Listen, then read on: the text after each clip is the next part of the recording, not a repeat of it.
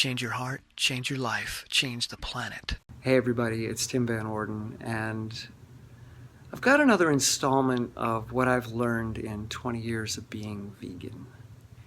I didn't realize that the first video that I made in this series would get so much attention. To be perfectly honest with you, I thought I was talking to myself, or with myself, because most of my videos really are conversations with myself. Other than the introduction where I say, hey, it's Tim Van Orden. The rest of it is me working things out. The rest of it is me making sense of what's going on in here. I'm working it out, not in, but I'm working it out. And often I do this in the mountains, in the woods, in the snow. I put myself under some kind of physical load or challenge in a novel, enriched, chaotic, unpredictable environment. And then I process my thoughts in the environment. I speak them aloud and record them. I'm out there with a recorder for, I don't know, like probably an hour a day, recording my thoughts and just processing them, working them out. How do they sound? How do they feel when I'm moving through the world, where I'm interacting with a challenging environment? It makes all the difference to work them out, to speak them out. So that's been my process over the years, because whenever I try to make a video or give a talk where I'm actually trying to impact the audience, or where I'm trying to manage their perception or manage their level of education, I get really self-conscious and really nervous, and I feel this disconnect because I've put myself in the position of, I guess, God, authoritarian, whatever you might want to call it, but it's up to me to change you. It's up to me to get you to feel something, to get you to learn something. And the talks where I simply get up there and I have a conversation with myself, with other people present, those are the most authentic and those are the most connected, because I'm not trying to do anything to anyone. I'm simply working it out in front of people or with people. And again, ironically, that's where the greatest connection occurs, where I'm being vulnerable and I'm saying things that I'm not sure of yet, because I don't know how they sound or feel in the real world until I speak them. And when you speak them in front of an audience, the stakes are higher, and therefore, when you speak them, there's a greater deliberation that occurs. There's a greater sense of, okay, I'm not playing right now, so let me really be present to what I'm saying, because there's something at stake. But when we're alone, thinking to ourselves, ruminating, stuck in our default mode network in the brain, just churning over stuff, how bad the world is, how bad meat eaters are, how bad Trump is, whatever it is that you're ruminating on, you're in this abstract internal space. And it's really easy to get stuck there and to then map that or project that out onto the world and say that is the world, rather than, that's a model of the world that I am simulating in my head, but it's not the world. Let me speak it out loud in person and then see how the world responds to it. Does the world resonate with it? Does the world pick up on it at all, or is the world simply uninterested? So the first video that I made was very personal. And again, that was me trying to put words to my journey for myself so that I can better understand it, and people really connected with it, good and bad. Many people were relieved that I shared in the way that I did. Many people were threatened in the so-called vegan community because I was saying things that don't fit with a hardline vegan ideology. And then there are people who are adamantly opposed to veganism, and the trolls are out. And it's been an interesting process to read their comments and really read them and respond to them with compassion and to ask questions of them rather than to demean them or dismiss them, but to be curious about what led to that comment, what led to these feelings, what are they based on, what are the foundational underlyings of those beliefs or statements.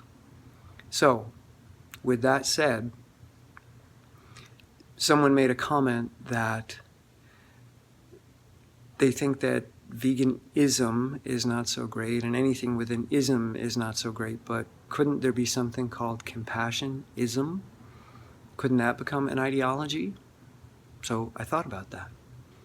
And the conclusion that I've come to, talking it out loud, working it out in the woods, is that compassion is a personal practice. It's not an ideology. It's not a doctrine. Now, there might be some religious practices that have codified it in a way that there's a certain practice that one goes through on the road to compassion, or the road that is compassion. For instance, Tonglen meditation or loving kindness meditation, which is a Tibetan Buddhist practice. But I'm not quite so sure that it qualifies as an ism, but still, that's not something that I do. I don't have a book that I follow. I don't have a leader or a guru. I have lots of people that have inspired me, lots of moments that have inspired me or inflamed me, which I think is far more powerful than inspiration.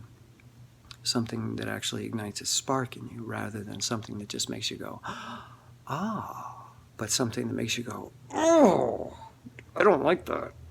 I got to do something about that. Why does that hurt? What's going on? Who's to blame? Inflammation. I actually like when that happens because it wakes me up to something. It wakes me up to the fact that the world that I have been modeling is different than the world that I'm in. Because somebody knocked on my door and said, hello, I'm not in the world that you're modeling. I'm in a different world. And what you're saying doesn't work for me. Are you willing to entertain that? And most of the time they don't say it so kindly, and they don't ask permission. But essentially that's how I see it now.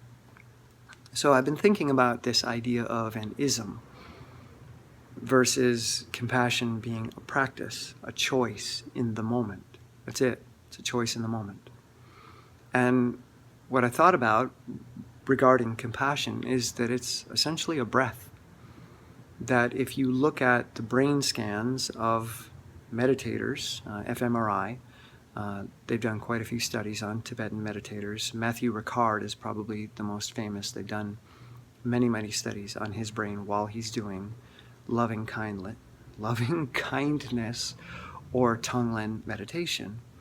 And what they discover is that when they show these monks or practitioners images that are really disturbing, for instance, children being beaten, animals being killed, somebody starving, etc., that the empathetic circuitry of the brain lights up. And it's a full network. It's not one part of the brain that's lighting up. It's networks lighting up in the brain. And we kind of know what the empathy network looks like now. And you see this empathetic response. And part of that empathetic response is suffering. That's essentially what empathy is, or empati. Pati means suffering, to suffer into. So when these monks are empathetic, or when anyone is empathetic, you're essentially modeling the pain of another in your own mind and body. It starts with an imaginary model. Your brain creates the imagery, and then once the imagery is created, you try out the feelings that accompany that imagery. What does that feel like? Where does that image move into my body? How does it touch and affect my body? And I don't like where it's touching me. I don't like how it's touching me. That hurts. It's not acceptable. That's not tolerable.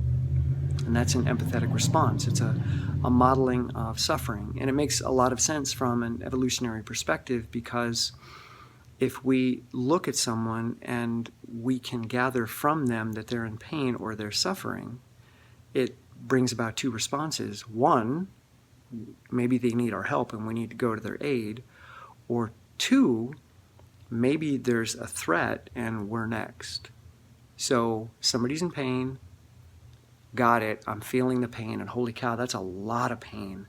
So I better do something fast. Either they're going to die or I'm about to die. Which one is it?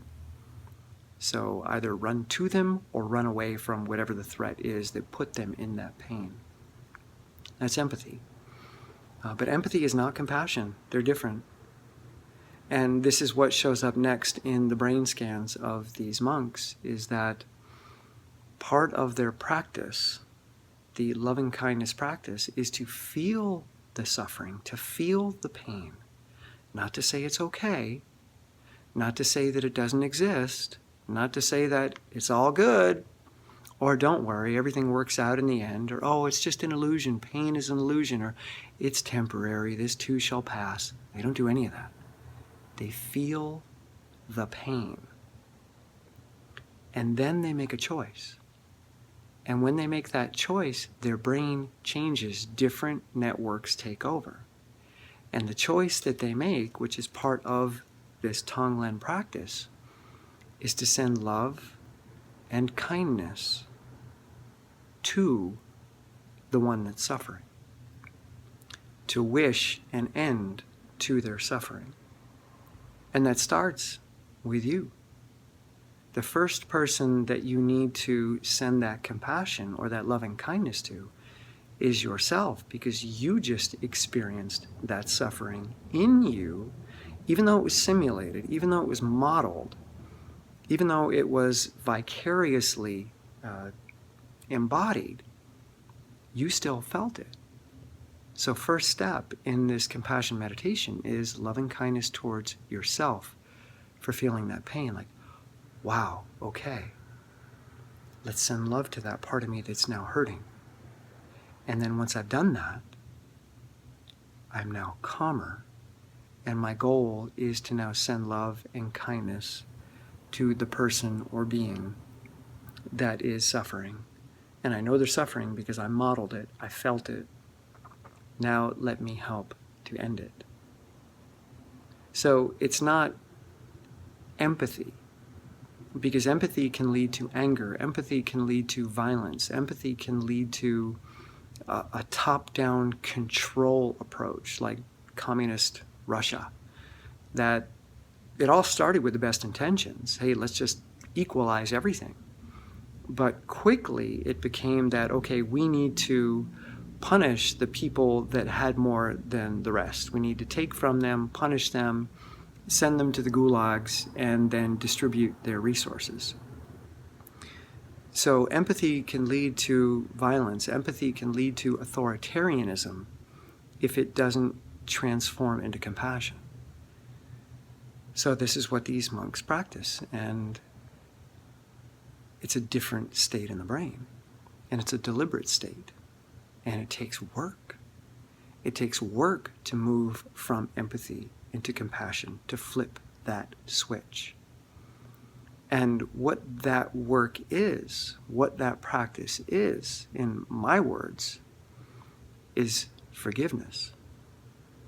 So if we use the breath as a model for what forgiveness is, we know human physiology that when you breathe in, every in-breath, you activate your sympathetic nervous system.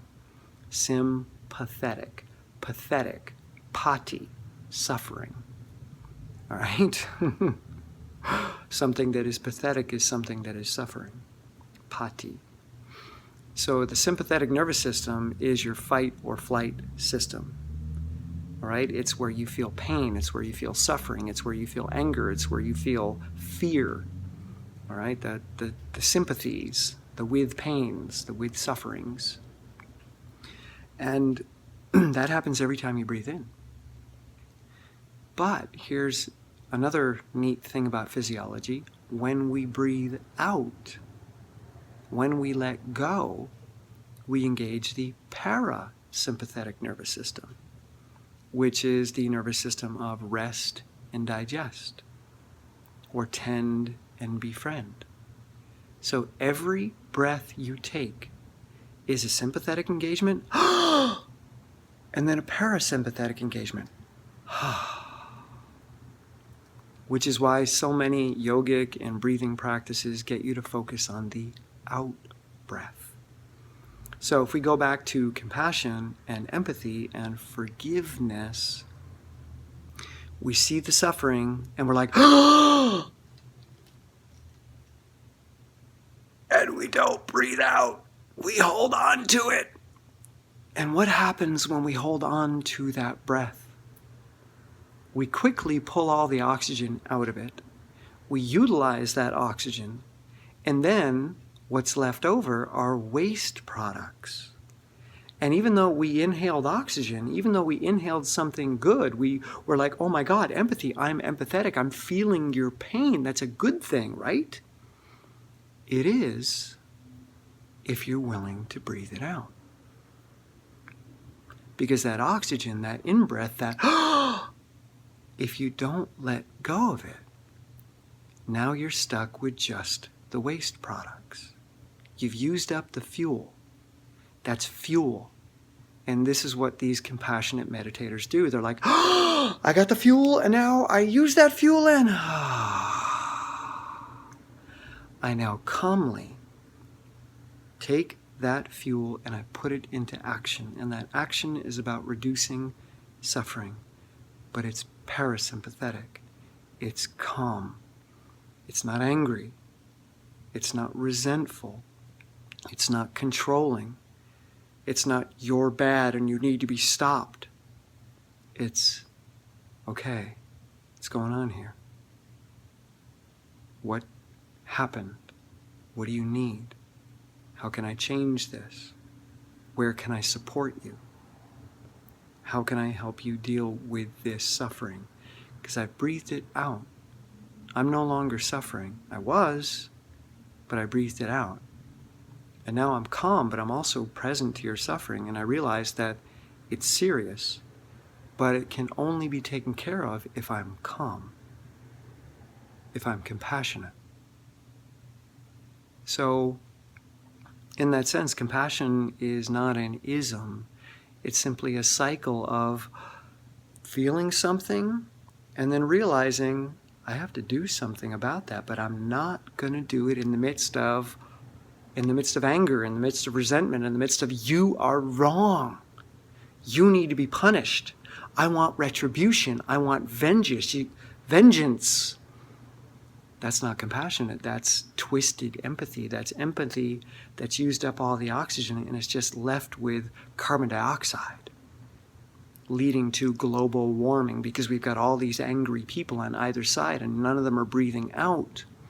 You've got the right inhaling and not breathing out. You've got the left inhaling and not breathing out. And I've got all these other groups inhaling and not breathing out. And you've got all this CO2 building up, heating up and heating up and heating up until the entire global community is boiling over. You got to breathe out. That's compassion. It's a process. It's a practice. And as I think about this idea of what an ism is, it's essentially an ideological systemic mindset, ISM, ideological systemic mindset. Meaning that something in the world shocked you, something in the world hurt you, something in the world is not right. Animals are suffering. That is not right, and I'm feeling it. Oh my God, I can't get through 5 minutes of Earthlings. I have to turn it off. I can't watch those documentaries. It just hurts too much. That's me. I got the empathy. But what are you going to do about it? And who are you when you do something about it? And how do you go about doing something about it? With a hammer and a sickle, or with loving kindness? So an ideological, systemic mindset, an ism. Ideology originally meant, it's kind of a system of ideas that allow you, or let's start that over again. An ideology is a system of ideas that you filter the world through, that you perceive the world through. And it was originally intended to oppose metaphysics. Metaphysics is the conceptual, beyond the physical, beyond the material. And ideology were sets of beliefs and principles and doctrines that were grounded in things that you could sense, things that you could touch, the real world. So ideology in that sense is, there's something in the world that is triggering me. There's something in the world, something material, that is causing me to experience this empathetic overload. And now I want to create real world structure that controls or limits or stops that from ever happening again. I want to make concrete, absolute dictums or rules or laws to stop that. Because it's not okay for things like that to exist. There's only one way for the world to be, and that's not it. So we need to change the physical workings of the social world. And this is often called social engineering. We're going to control you with this set of concrete limitations that affect how you live your life. Systemic essentially means that it applies to the whole. A system is a whole, all components, or originally it meant universe, like a solar system. So this ideology applies to everything.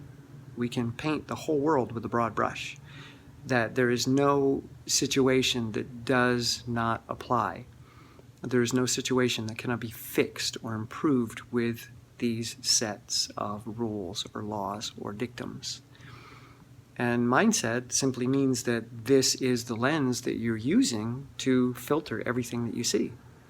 Everything is an issue of race. Everything is an issue of inequality. Everything is an issue of the 1% versus the 99%. Everything is measured through Republican or Democrat.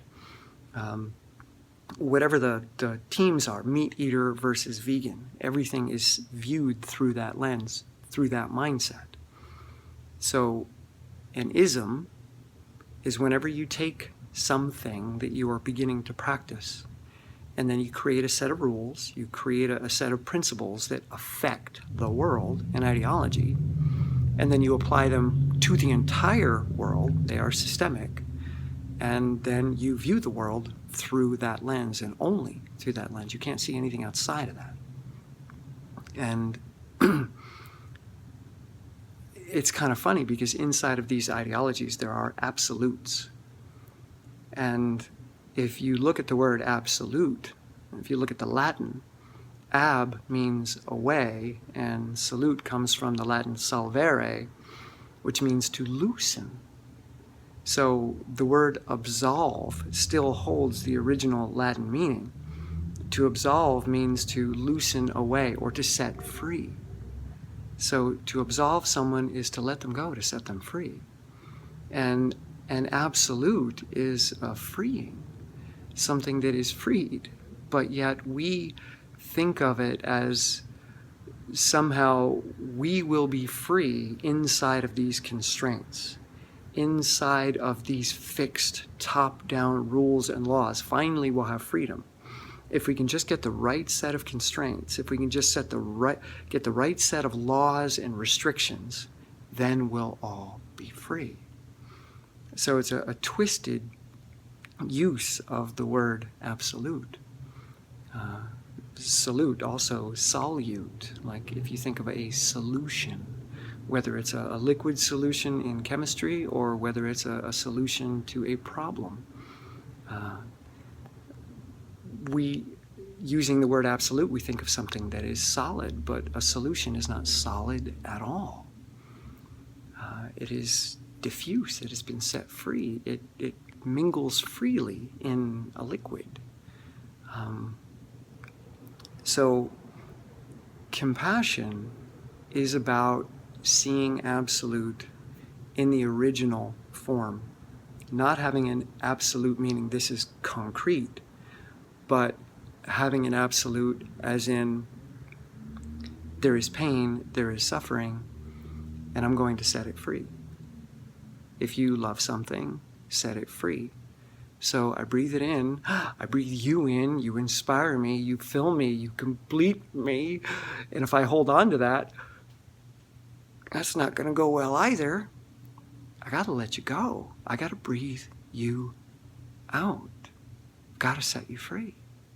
I can breathe you in again, but then I've got to breathe you out again. And this is the way everything in the world works. It's all cycles. It's day and night. It's winter and summer. It's in-breath and it's out-breath. It's sympathetic. It's parasympathetic. Everything is secular. Even light is a wave, up and down, crest and trough. And we have to allow that. We can't focus just on the ups, and we can't focus just on the troughs. We have to allow the entire thing to exist. The wave is not a particular point where we measure it. Oh, it's a particle or a wave. It's a particle when you measure it, because you're measuring it at a particular location in its wave pattern. But if you say that, wait a minute, why are we measuring it?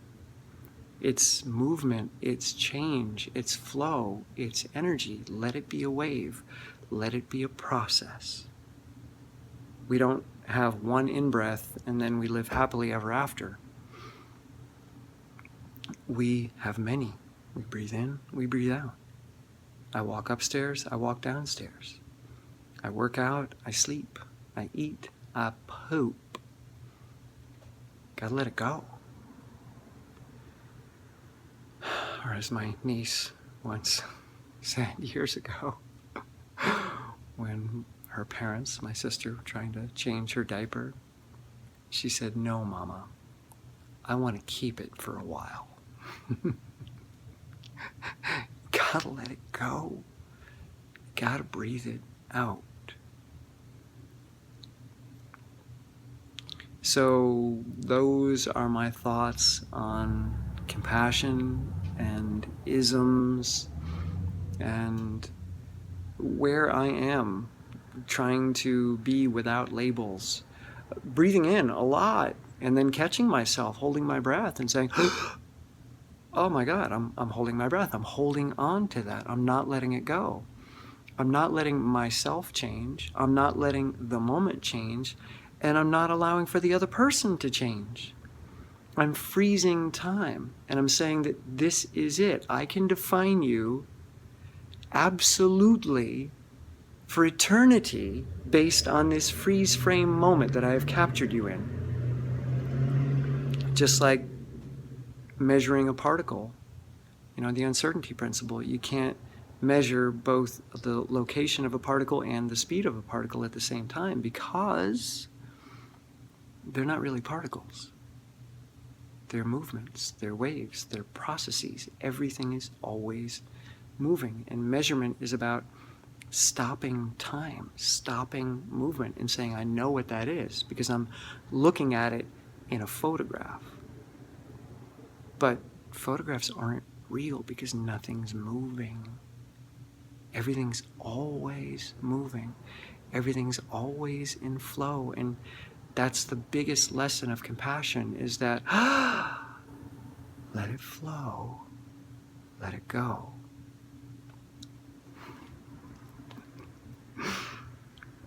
So I hope that makes some sense. I hope there's some value in there. If there is, give it a thumbs up. Leave a comment, good or bad. what the hell are you talking about? Or interesting. Subscribe. Come on over to Patreon. Help me do more of this. I'm spending most of my day, every day, creating content, learning, writing, processing information, challenging myself, taking that out into the world. And I don't get paid for 90% of what I do during the day. So even $1 or $2 a month on Patreon allows me to stay in this. I'd stop if I wasn't getting emails from people and comments from people telling me that it's made a difference in their lives. If that wasn't happening, I'd stop. But that is happening on a regular basis. So I keep going. I keep breathing out. All right, I'm tearing up, so I gotta go. See you guys.